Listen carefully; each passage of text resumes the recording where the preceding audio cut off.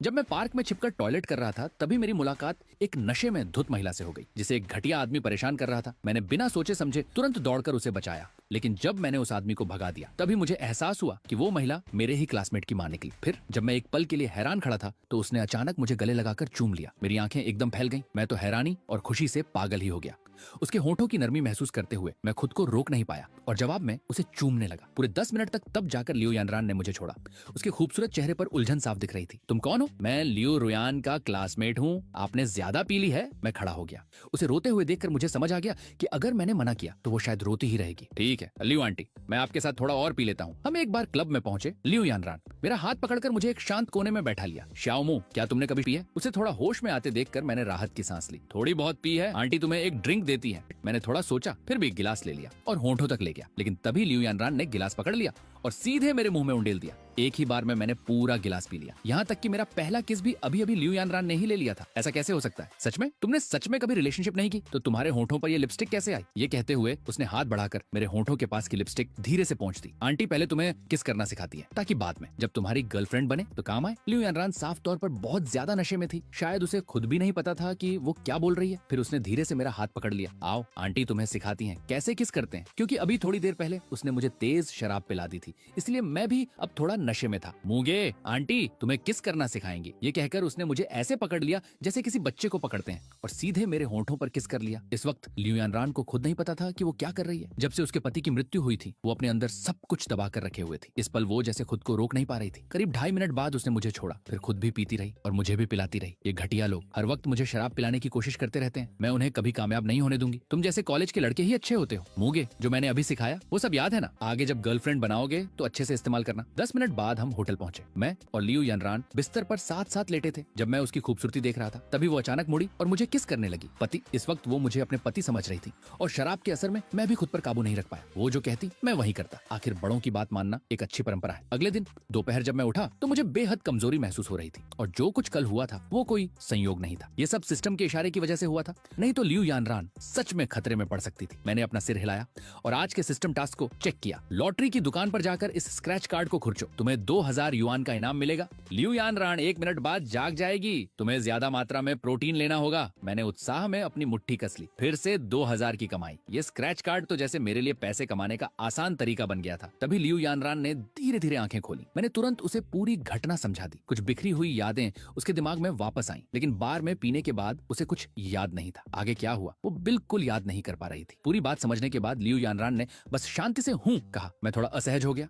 मुझे उम्मीद नहीं थी कि वो इतनी शांत रहेगी जैसे कुछ हुआ ही नहीं हो। श्याओमू, बाहर जाकर आंटी के लिए दवा ले आओ। मैंने सिर हिलाया, लेकिन अंदर से थोड़ा उदास था। लगता है वो मुझे बस एक बच्चे की तरह देखती है। होटल से बाहर निकलकर मैंने पहले 7 अंडे खरीदे और आधी बोतल एनर्जी ड्रिंक पीने के बाद सीधे मेडिकल स्टोर की तरफ चला गया। 10 मिनट बाद मैं वापस होटल आया। आंटी, आपका सामान ले आया हूँ। धन्यवाद। कल रात की बात बस एक हादसा थी। तुम इस बात को लेकर मन पर बोझ मत लेना।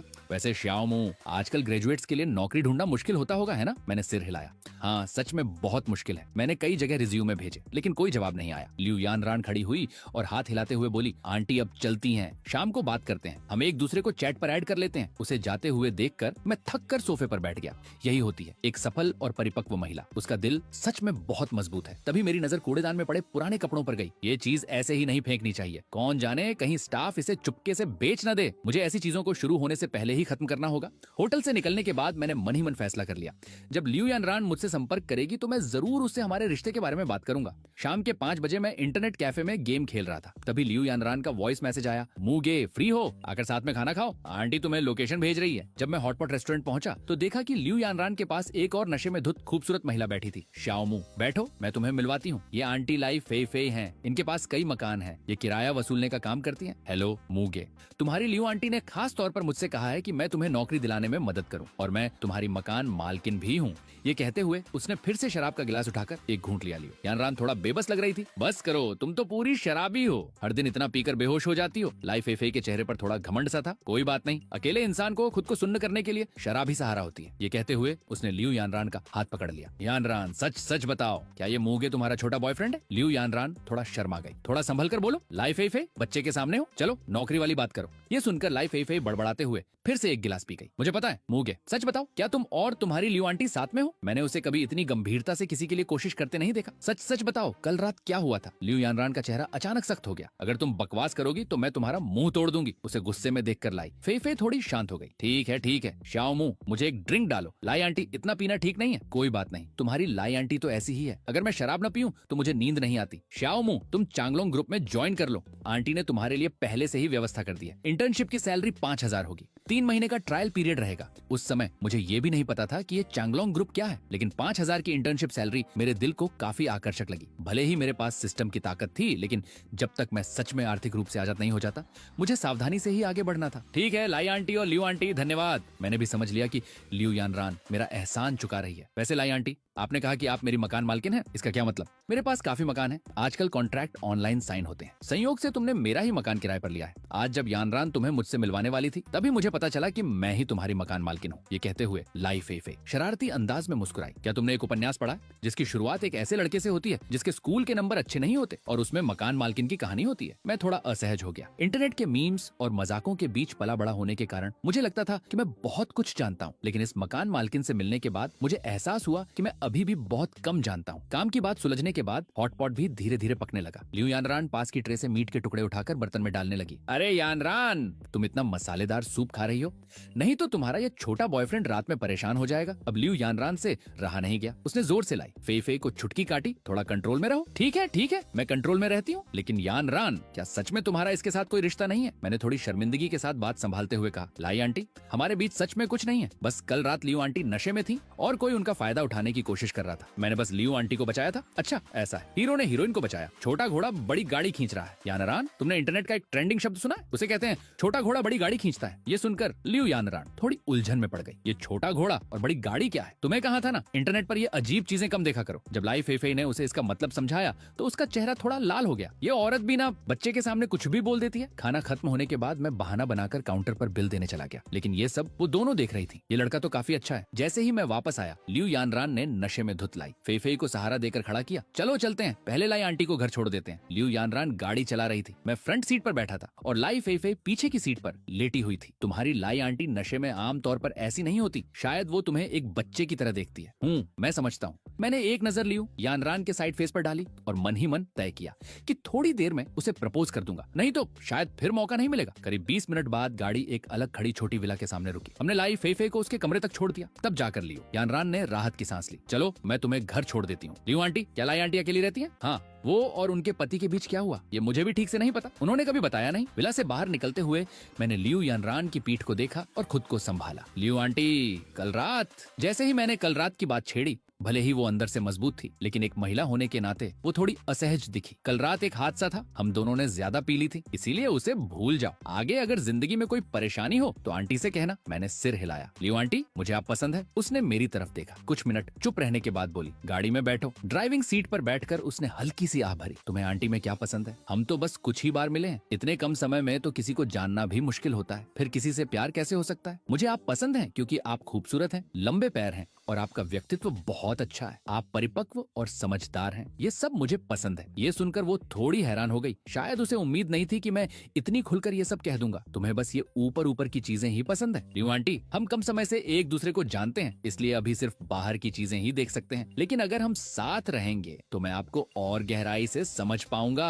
उसने मेरे सिर पर हाथ फेरा और मुस्कुराते हुए कहा, तुम आंटी को पसंद करते हो, लेकिन तुम्हारे और आंटी के बीच 10 साल से भी ज्यादा का अंतर है। 10 से 15 साल बाद तुम 30 के पार होकर अपने सुनहरे दौर में होंगे और तब तक आंटी बूढ़ी हो चुकी होंगी। आंटी फैसले भावनाओं से नहीं लेती। अगर मैं तुम्हारे साथ रहूं तो ये हम दोनों के लिए गैर जिम्मेदाराना होगा। आंटी अपनी सीमित जवानी तुम्हारे साथ दांव पर नहीं लगा सकती।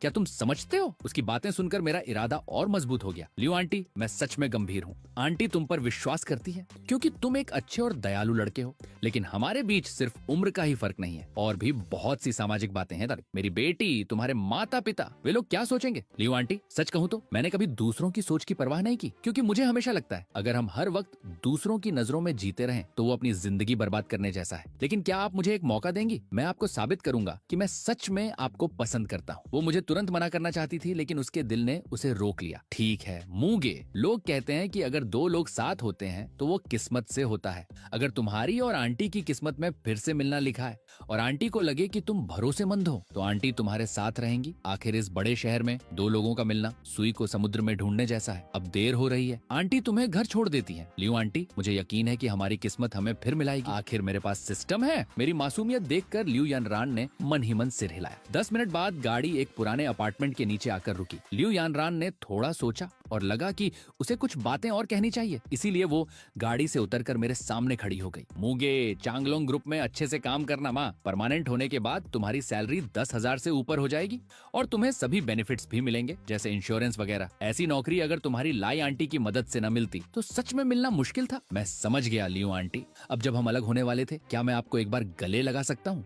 लियो यानरान पहले मना करना चाहती थी, लेकिन फिर उसने सोचा कि शायद इस बार के बाद हम फिर कभी न मिलें, इसीलिए उसने सिर हिला दिया। मैं आगे बढ़ा और उसे कसकर गले लगा लिया। लियो यानरान ने हल्के से मेरी पीठ थपथपाई और मेरे अंदर उसके लिए जो गहरी भावना थी उसे महसूस किया। ठीक है मूंगे, अब आंटी को जाना होगा। मैं उसे जाते हुए देखता रहा, फिर अपने ख्याल समेटकर किराए के कमरे में चला गया। अचानक मुझे एहसास हुआ कि आज और कल रात जो कुछ भी हुआ वो सब मैं अपने दिमाग में साफ साफ दोहरा सकता हूँ। क्या ये वही एक बार देखकर कभी न भूलने वाली क्षमता है? ये सोचते ही मैं उत्सुकता से कमरे में जाकर इसे परखना चाहता था। जैसे ही मैं अंदर गया, मेरा रूममेट शांग शुनशेंग अपनी गर्लफ्रेंड के साथ सोफे पर बैठा प्यार भरी बातें कर रहा था और किचन में उसकी माँ झाओ शूमिन खाना बना रही थी। माँ बेटे की इस जोड़ी के बारे में मेरी कभी भी अच्छी राय नहीं रही। अगर लियो यानरान एक मजबूत और तेज तर्रार महिला थी, तो ये झाओ शूमिन पूरी तरह से एक झगड़ालू औरत थी। हालांकि वो झगड़ालू थी, लेकिन दिखने में काफी सुंदर और सादगी भरी थी। लेकिन जब भी मुझे याद आता कि उसने पड़ोस की औरत से कैसे लड़ाई की थी, तो मुझे थोड़ा डर सा लगने लगता। रात के करीब 10 बजे मैं बाथरूम जाने के लिए बाहर निकला, लेकिन देखा कि बाथरूम की लाइट जल रही है, तो मैं सोफे पर बैठकर इंतजार करने लगा। लेकिन जैसे ही लियो यान बाहर आई और मुझे देखा, वो अचानक चिल्ला उठी, गंदे आदमी, तुम यहाँ सोफे पर क्या कर रहे हो? मैं पूरी तरह हैरान रह गया। सोफा तो सबके इस्तेमाल के लिए है,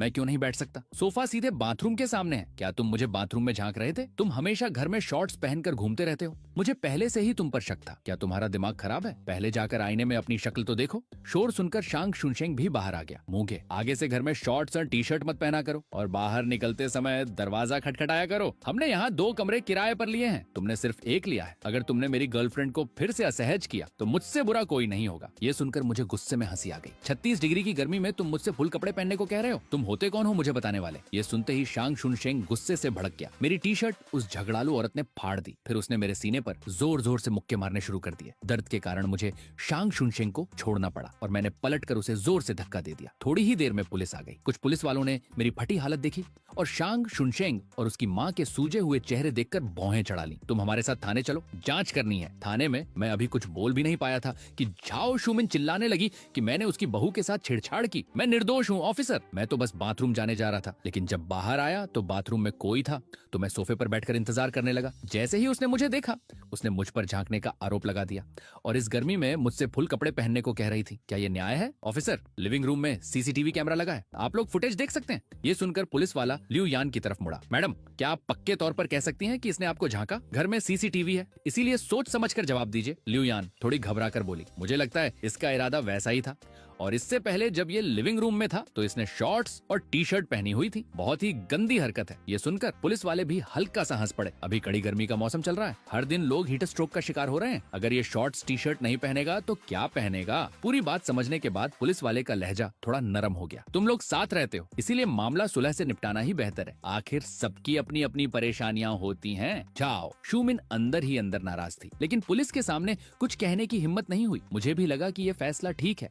आखिर मैंने शांग शुनशेंग को काफी बुरी तरह पीटा था। जैसे ही मैं उठकर जाने लगा, पुलिस वाले ने मुझे रोक लिया। तुम्हारा स्वभाव थोड़ा गुस्सैल है, अपने घर वालों में से किसी को फोन करो, वो आकर तुम्हें ले जाए। मैं उनसे बात करना चाहता हूँ। ये सुनकर मैं चुप हो गया। अचानक दिल में एक कसक सी उठी। अकेले बाहर रहना कैसा होता है ये सिर्फ वही समझ सकता है जिसने इसे झेला हो। थोड़ा सोचने के बाद मैंने तय किया कि मैं लियू आंटी को ही फोन करूंगा। दूसरी तरफ लियू यानरान बिस्तर पर लेटी हुई सोने ही वाली थी। तभी उसे अचानक थाने से फोन आया। क्या आप लियू यानरान मैडम हैं? यहाँ एक लड़का है जिसका नाम मूगे है। आज इसका किसी से झगड़ा हो गया। इसने कहा कि आप इस शहर में उसका एकमात्र सहारा है। क्या आप आकर इसे ले जा सकती हैं? एकमात्र सहारा वाली बात ने उसे अंदर तक छू लिया। ऑफिसर, मैं अभी आती हूँ। एक दिन का साथ भी गहरा रिश्ता बना देता है और मेरे साथ तो उसका रिश्ता और भी गहरा था। इसीलिए ये कहना कि उसे बिल्कुल फर्क नहीं पड़ता गलत होगा। जल्द ही मैंने थाने में लियू यानरान को देखा। लियू मैडम, बच्चे को समझाइए, किसी भी बात का हल शांति से निकालना चाहिए। वो अभी जवान है। जी ऑफिसर, मैं इसे अच्छी तरह समझाऊंगी। मुझे लेकर जैसे ही वो थाने से बाहर आई, उसने मेरी फटी हुई शर्ट को देखा। क्या हुआ? ये किसने किया? एक झगड़ालू औरत ने फाड़ दी। मैंने उसे पूरी लड़ाई की बात बता दी। लियू यानरान ने भौहें सिकोड़ ली। आजकल की लड़कियां भी हद कर रही हैं। इसमें तुम्हारी गलती नहीं है, लेकिन आगे से इतना आवेश में मत आया करो। मैंने सिर हिलाया। ठीक है लियू आंटी, समझ गया। सामने खुले हुए एक बारबेक्यू स्टॉल को देखते हुए लियू यानरान ने पूछा, भूख लगी है? आंटी तुम्हें कुछ खाने ले चलती हैं? मैंने सिर हिलाया। ठीक है, रुको, ये कपड़े अब नहीं पहने जा सकते। ये कहकर उसने गाड़ी से एक टी शर्ट निकालकर मुझे दी। मैंने टी शर्ट पहन ली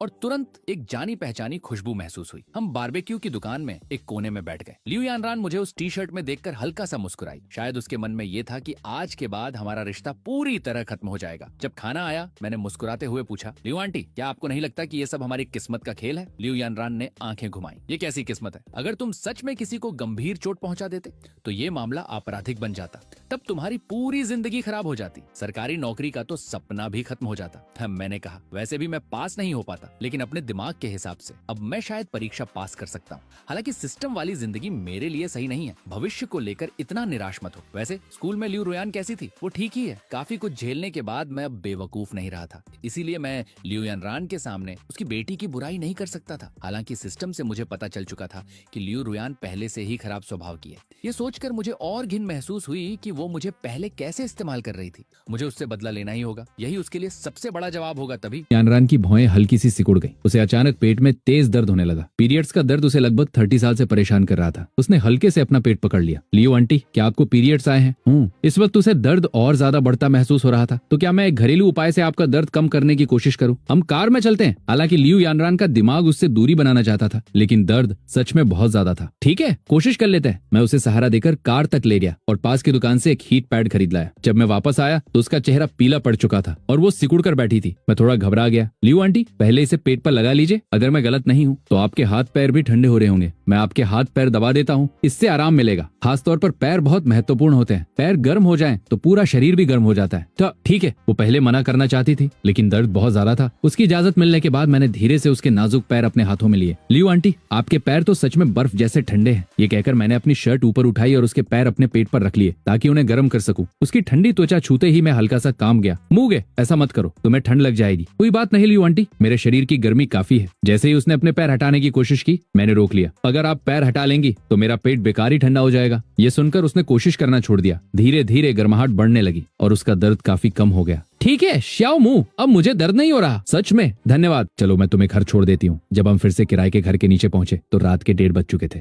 शाओ मुंह, अब जाकर सो जाओ। ठीक है लियो आंटी, क्या हम आगे भी मिल पाएंगे? मुझे सच में आपसे दूर जाना अच्छा नहीं लग रहा। उसे याद आया कि मैंने कैसे अपने पेट से उसके पैर गर्म किए थे और उसके दिल में हल्की सी नरमी आ गई। इतना अच्छा लड़का, क्या मैं सच में इससे फिर कभी नहीं मिलूंगी? फुर्सत में आंटी तुमसे मिलने आएंगी। लियो आंटी, आप जानती हैं कि मैं आपको पसंद करता हूँ। बहुत देर हो गई है, जाओ सो जाओ। अगर तुम आंटी के साथ रहना चाहते हो तो वो किस्मत पर निर्भर करेगा। मेरे सिर पर हाथ फेर कर लियो यानरान मुड़कर चली गई। उसकी कार की पीछे जाती हुई लाइट्स को देखते हुए मुझे निराशा नहीं हुई, क्योंकि मुझे पता था कि उसके दिल में भी हलचल शुरू हो चुकी है। अगली सुबह जब मैं उठा और समय देखा तो मैं चौंक गया। मैंने तुरंत लाई फेफे को फोन किया। हेलो लाई आंटी। जल्दी ही उसकी आवाज सुनाई दी। कौन है? मैं हूं मूगे। लाई आंटी, आपने ही तो कहा था कि आज 9:30 बजे फोन करना और 10 बजे आप मुझे इंटरव्यू के लिए ले जाएंगी।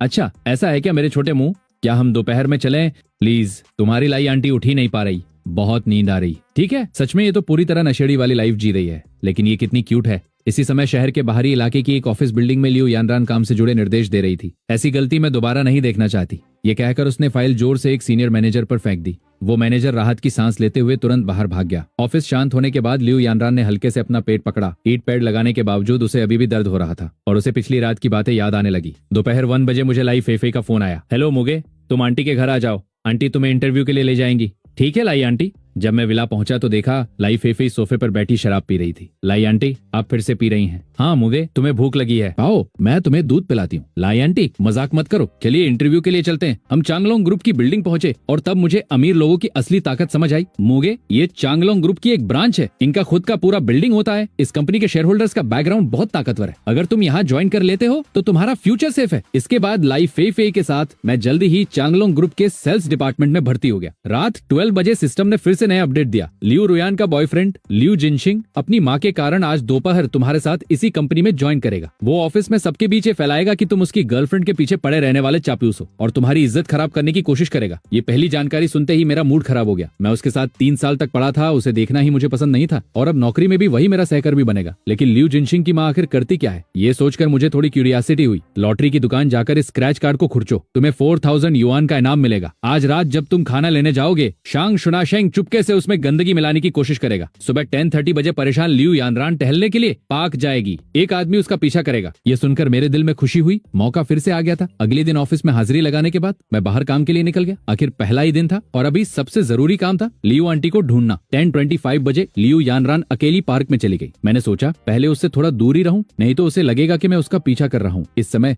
लियू यानरान का मन बहुत परेशान था, खास तौर पर पीरियड्स के दर्द की वजह से, और ऊपर से बिजनेस में भी कुछ समस्याएं चल रही थी। चलते चलते उसे अचानक वो पल याद आया जब मैंने उसके पैर गर्म किए थे। तभी अचानक फोन की घंटी बजी। हेलो लियू यानरान मैडम, आपकी बेटी का एक्सीडेंट हो गया है। मैं उसकी दोस्त बोल रही हूँ, मैं तुम्हारी माँ लगती हूँ क्या? लियू यानरान ने गुस्से में डांट दिया और सामने वाले नंबर को ब्लॉक कर दिया। ऐसे धोखाधड़ी वाले कॉल उसे लगभग हर दिन आते रहते थे। उसकी बेटी को लेकर जाने कितनी बार ऐसे झूठ बोले जा चुके थे। चलते चलते अचानक पास की सड़क से एक युवक उसकी तरफ आने लगा। शुरुआत में मुझे कुछ अजीब नहीं लगा, आखिर यहाँ दूसरे लोग भी घूम रहे थे, ये सामान्य बात थी। लेकिन जब मैं कुछ और रास्तों से गुजरा तो वो आदमी लगातार मेरे पीछे ही चलता रहा।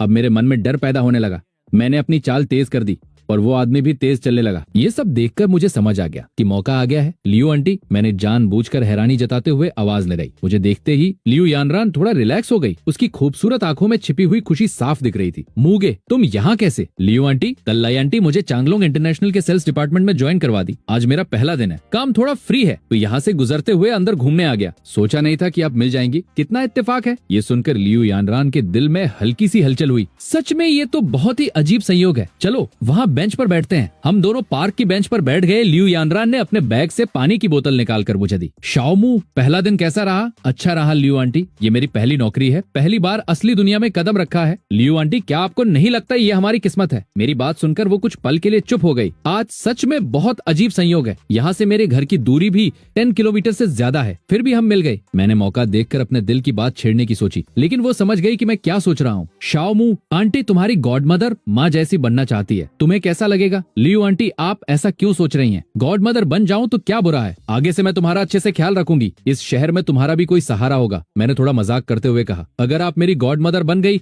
तो क्या मुझे पॉकेट मनी भी देंगी? वो मेरे जवाब से थोड़ा हैरान रह गई। ये लड़का आखिर सोच क्या रहा है? ठीक है, अगर ऐसा है तो रहने दो। उस रात जो कुछ हुआ उसके बाद तुम्हें गॉड मदर बनाना सही नहीं लगेगा। वो तो सच में अजीब होगा। मैंने कहा, आप सही कह रही हैं, लेकिन अगर कभी आपका मन बदल जाए तो आप मुझे बता सकती हैं। उसी समय जब वो मुझसे और बात करना चाह रही थी तभी फिर से उसका फोन बज उठा। मैडम लियू, आप जल्दी कंपनी आ जाइए। शाओमू, मुझे भी कंपनी वापस जाना है, तुम अच्छे से काम करना, ठीक है?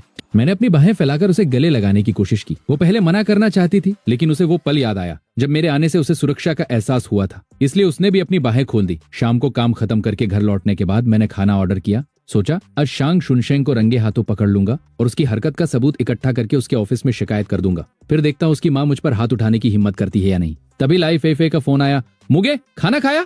अगर नहीं खाया तो मेरे पास आ जाओ, मैं तुम्हें खाना खिलाऊंगी। मुझे थोड़ा अजीब लगा। लाई आंटी, मैंने पहले ही खाना ऑर्डर कर दिया है, ठीक है? मुगे, तो रात को मेरे पास आ जाना, मैं तुम्हें फुट मसाज के लिए ले जाऊंगी। लाई आंटी, आप सच में? बिल्कुल सच में। हम रात 9 बजे चलेंगे, मैं तुम्हारे लिए खास इंतजाम करूंगी। हम अच्छे दोस्त हैं ना। उससे बात तय करने के बाद तभी मेरा खाना भी आ गया। मैंने खाने का पैकेट खिड़की के पास रख दिया और मोबाइल लेकर कमरे के दरवाजे के पीछे छिप गया। चुपचाप शांग शुनशेंग का इंतजार करने लगा। करीब 10 मिनट बाद वो पसीने से भीगी हुई वापस आई। जैसे ही उसने खिड़की पर रखा खाना देखा, उसका गुस्सा भड़क गया। हिम्मत कैसे हुई इसका ये खाना मंगाने की? उसने इधर उधर देखा और जेब से 2 काले घुंघराले बाल निकाले, मेरे खाने का पैकेट खोला और वो बाल अंदर डाल दिए। ये सब मैंने साफ साफ वीडियो में रिकॉर्ड कर लिया। मैं तुरंत बाहर निकला और उससे कहा, तुम नहीं चाहोगी कि ये वीडियो तुम्हारे तुम्हारे ऑफिस पहुंच जाए, है ना? शांग शुनशेंग गुस्से में चिल्लाई, तुमने मुझे फंसाने की हिम्मत कैसे की? मैंने बिना सोचे उसे एक लात मार दी। तभी झाओ शुमिन भी किचन से बाहर आ गए। क्या हुआ? मैंने गुस्से में कहा, तुम्हारे बेटे ने मेरे खाने में गंदगी मिलाई है। कल मैं उसके ऑफिस जाकर ये वीडियो उसके साथियों को दिखाऊंगा। ये कहकर मैंने तुरंत पुलिस को फोन कर दिया। मेरे जाते हुए पीछे को देखते हुए झाओ शुमिन घबराकर अपने बेटे से बोली, अब क्या करें? वो झल्लाकर बोला, मुझे क्या पता, जल्दी जाकर उससे कहो कि वो वीडियो डिलीट कर दे। थोड़ी देर बाद पुलिस आई और उसे थाने ले गई। शांग शुनशेंग को वहीं एक दिन के लिए हिरासत में रखा गया। जब मैं दोबारा खाना ऑर्डर करने वाला था तभी दरवाजे पर दस्तक हुई। शाओली, दरवाजा खोलो।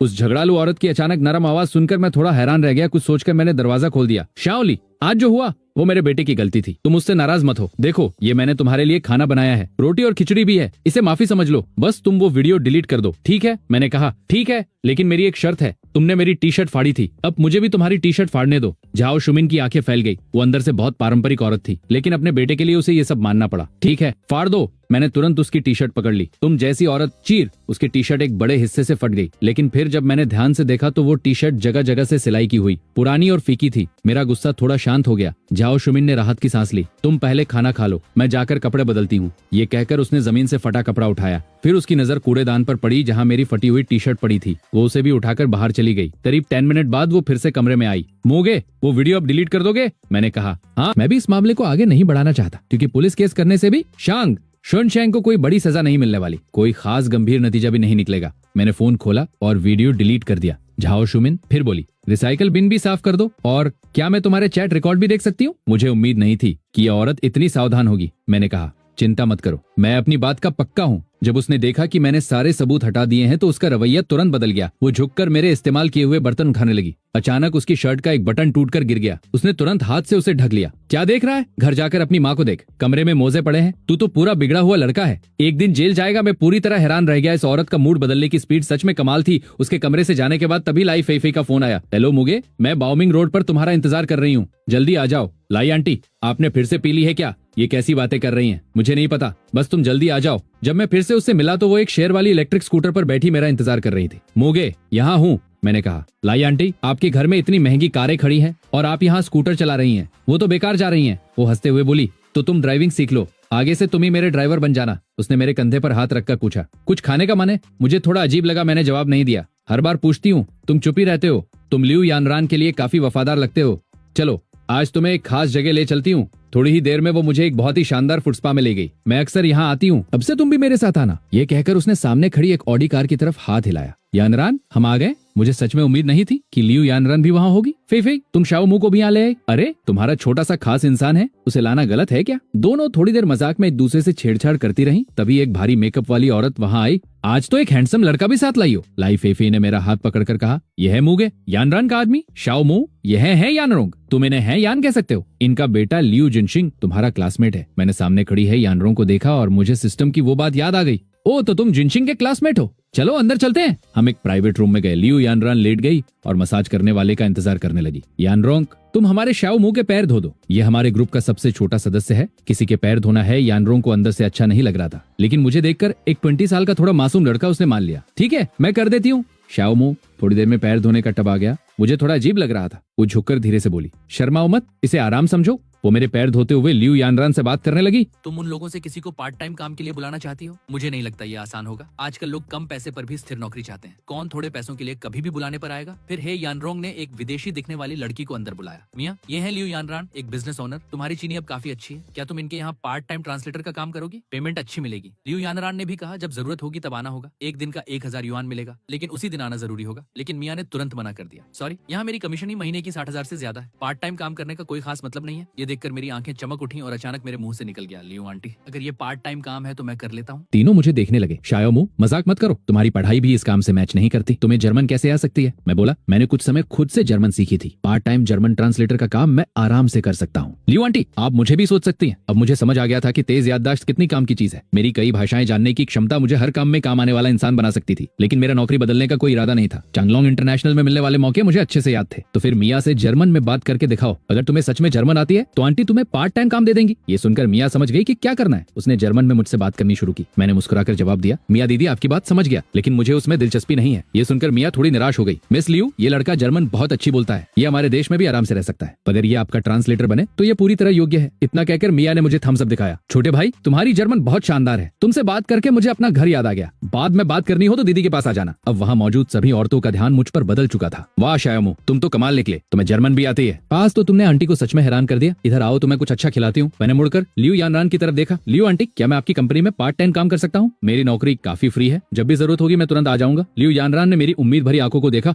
और अभी भी मिया की तारीफ के असर में थे। उसे समझ नहीं आया कि हमने क्या बात की थी, लेकिन उसे लगा कि मैं बहुत पढ़ा लिखा हूँ। ठीक है, हालांकि उसने हाँ कह दिया, लेकिन उसके मन में अचानक अजीब सी बेचैनी होने लगी। वो चाहती थी कि मुझसे कम मिलना जुलना हो, लेकिन हमारे बीच का रिश्ता और गहरा होता जा रहा था। क्या सच में हमारे बीच कोई ऐसा रिश्ता है जो टूट नहीं सकता? ये सोचकर उसने शिकायत भरी नजरों से लाई फेफे को देखा। ये शराबी औरत कहीं शाओ मुंह इसका छुपा हुआ बेटा तो नहीं? इसका इतना ख्याल रखती है, यहाँ तक कि पैर धुलवाने भी साथ ले आए। यानरान, तुम्हें बेटा चाहिए क्या? मुझे लगता है शाओ मुंह तुम्हारा गॉडसन बनने के लिए सही रहेगा। फिर उसने मेरी तरफ देखा। शाओ मुंह, आओ एक कॉकटेल पीते हैं। रहने दीजिए। लाई आंटी, मुझे शराब नहीं पीनी, कल मुझे काम पर भी जाना है। क्या तुम लाई आंटी से नफरत करते हो? लाई फेफे को लगा कि मैं इसलिए मना कर रहा हूँ क्योंकि वो बोतल पहले पी चुकी थी। फिर उसने बोतल के मुंह पर जीभ फेर दी। ये देखकर लियू यानरान की आंखें फैल गई। लाई फेफे, थोड़ा कंट्रोल करो, बच्चे को खराब मत करो। क्या बात है यानरान, तुम्हें जलन हो रही है? मुझे तो लगता है तुम दोनों के बीच कुछ चल रहा है। तुम डर रही हो कि मैं शाओ मुंह को तुमसे छीन लूंगी? लियू यानरान गुस्से में मुंह घुमाकर चुप हो गई। चलो ना, पी लो, वरना आंटी सच में दुखी हो जाएगी। मैंने घबराकर निगल लिया और लाई फेफे के बार बार कहने पर मैंने कॉकटेल लेकर पीना शुरू कर दिया। पता नहीं क्यों उसमें अजीब सी मिठास महसूस हो रही थी। ये देखकर लियू यानरान के दिल में हल्की चुभन हुई, जैसे उसने बहुत खट्टी जलन महसूस की हो। उसे लगा जैसे कोई उसकी चीज छीन रहा हो, लेकिन उसके शांत चेहरे पर कुछ भी दिखाई नहीं दिया। चलो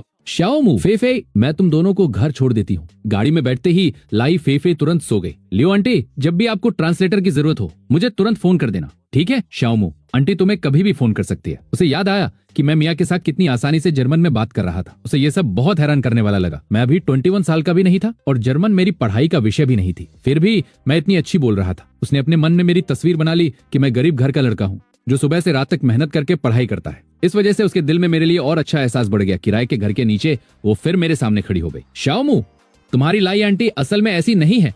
वो आमतौर पर दूसरे मिडिल एज पुरुषों के सामने बहुत सभ्य रहती है। शायद हमारे ग्रुप में तुम ही अकेले छोटे हो, इसलिए वो तुम्हें बच्चा समझकर छेड़ती रहती है। उसकी बातों को दिल पर मत लेना, बस इग्नोर कर देना। मैं समझ गया लियो आंटी, मुझे समझ आ गया था।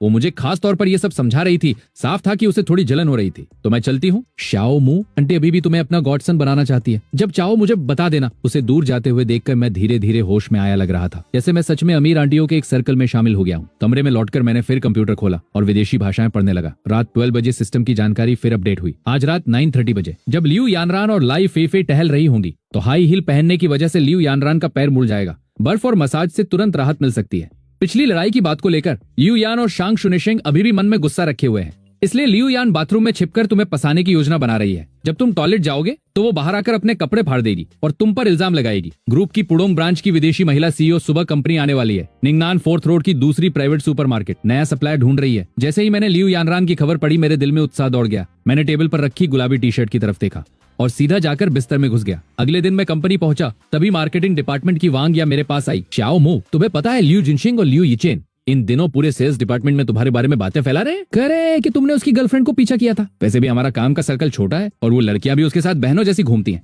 हर दिन तुम्हारा मजाक उड़ाती रहती हैं। मैंने शांत होकर कहा, जो बोलना है बोलने दो। उस इंसान को बदतमीजी ही मजाक लगती है। वांग या बोली, मुझे तो वो कोई बड़ी बात नहीं लगता, लेकिन तुम्हें इस लियू यान से सावधान रहना चाहिए। सुना है उसकी माँ हमारी ब्रांच की सीईओ है? मैंने भौहें सिकोड़कर पूछा। सीईओ तो कोई विदेशी औरत नहीं है? वांग या ने इधर उधर देखा कि कोई सुन तो नहीं रहा, फिर धीरे से मुझे बैठाकर बोली, हाँ कैथरीन, लेकिन उसने यहाँ के एक बिजनेसमैन से शादी कर ली है और अब यहाँ की नागरिक बन चुकी है। अब वो बाहर ही नहीं रही। तभी अचानक हाई हील्स की आवाज पूरे ऑफिस में गूंजने लगी। कैथरीन अंदर आई। उसका दबदबा इतना था कि सबकी सांसें थम सी गईं। उसने कुछ नियमों के बारे में बात की। उसकी चीनी भाषा बहुत अच्छी थी, लेकिन उसमें विदेशी लहजा साफ सुनाई दे रहा था। पूरा दिन काम करने के बाद आखिर छुट्टी हुई। मैं नया खरीदा हुआ छोटा कैमरा लेकर घर लौट आया, लेकिन मेरे मन में पहले से ही एक प्लान था। मैं सीधे बाथरूम की तरफ बढ़ गया। बाथरूम के दरवाजे के पीछे छिपी लियू यान घबरा गई। उसे पता था अगर इस बार उसका प्लान सफल हो गया तो वो मुझे जेल तक भिजवा सकती है। तभी मैं बाथरूम में घुसा हुआ हम दोनों की नजरें मिली। लियू यान ने तुरंत अपने कपड़े फाड़ने शुरू कर दिए। फिर वो मेरी तरफ दौड़ी ताकि मेरे फिंगरप्रिंट अपने ऊपर लगा सके। बचाओ, कोई है। चिल्लाने के बाद उसने जानबूझकर ऐसा दिखाया जैसे वो बाथरूम से भागने की कोशिश कर रही हो, लेकिन कोई उसे वापस अंदर खींच रहा हो। उसका मकसद था कि हॉल में लगा कैमरा ये सब रिकॉर्ड कर ले। मैंने देखा कि लियू यान बार बार अपनी टी शर्ट पर मेरे फिंगरप्रिंट लगाने की कोशिश कर रही थी। ये देखकर मैं गुस्से में आ गया और मैंने उसे जोर से धक्का दे दिया। रसोई में खाना बना रही झाओ शुमिन ने आवाज सुन ली और बेलन उठाकर मेरी तरफ दौड़ पड़ी।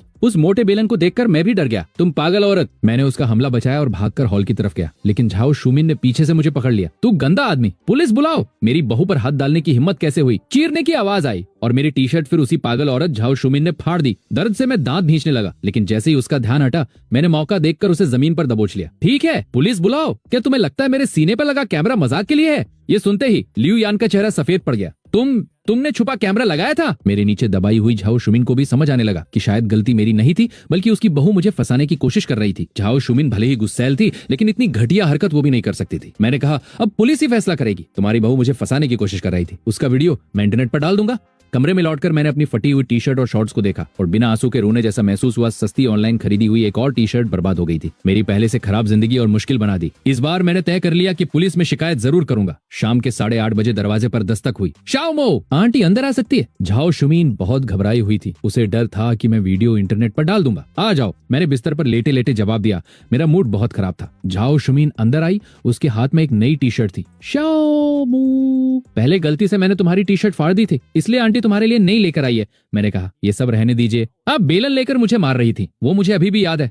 मुझे तुमने भी नहीं सोचा होगा कि लियू यान ऐसी हरकत करेगी। शुनशेंग और लियू यान की जल्दी शादी होने वाली है। ऐसे समय पर कोई मुसीबत नहीं आनी चाहिए। आंटी तुमसे हाथ जोड़कर विनती करती है, इस बात को यही खत्म कर दो, ठीक है? मैंने सिर हिलाया। नहीं, ऐसे नहीं चलेगा। अगर आप चाहती हैं कि मैं ये मामला छोड़ दूं, तो आपको भी कुछ कीमत चुकानी पड़ेगी। आप भी नहीं चाहेंगी कि आपकी होने वाली बहू मुश्किल में पड़े, है ना? मुग्गे, मेरे पास अभी पैसे नहीं है, कल सैलरी मिलेगी तब दे दूंगी। मैं बोला, मुझे पैसों में दिलचस्पी नहीं है। आज पूरा दिन काम करके बहुत थक गया हूँ, बस मेरा मसाज कर दो। ये सोचकर कि ये हमेशा लड़ने वाली औरत अब चुपचाप मेरी सेवा करेगी, मेरे अंदर अजीब सा सुकून महसूस हुआ। वो झिझकते हुए बोली, ठीक ठीक है। जो शुमिन पुराने विचारों वाली महिला थी, उसे लगा कि एक जवान लड़के को हाथ लगाना ठीक नहीं, लेकिन बेटे और बहू की शादी बचाने के लिए वो मजबूर थी।